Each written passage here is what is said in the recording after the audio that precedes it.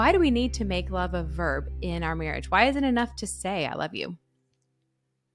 Well, I do think love is an action word. And so, like, if I tell Nancy that I love her, but my actions tell a different story, what is she going to believe? She's going to believe my actions. If I'm sitting there telling her I love Mm, her, but then I'm just being grumpy, or I'm being unkind, or I'm not paying attention to her, I'm not listening to her, she's going to believe what she sees and because that's mm. going to give the emotion to her. And so, if I tell her I love her, I need to back that up with the way I treat her, the way I talk to her, what I do for her, all those kind of things and I'm never going to be perfect, but as best I can to not only tell her I love her, but to show her I love her.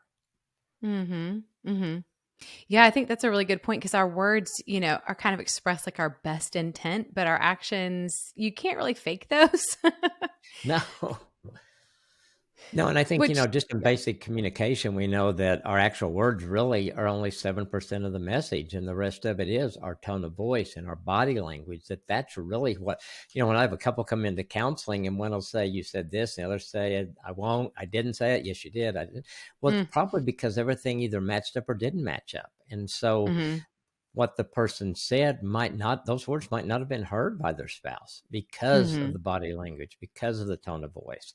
And so I think we have to realize how important all those are. And if our spouse is really going to believe when we say, I love you, all that's got to match up. Yeah.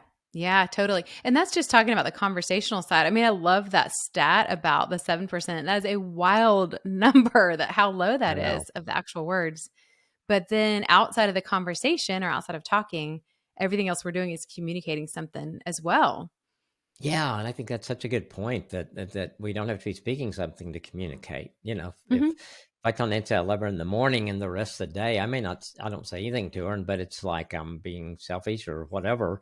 She's gonna at the end of the day, is she gonna feel love?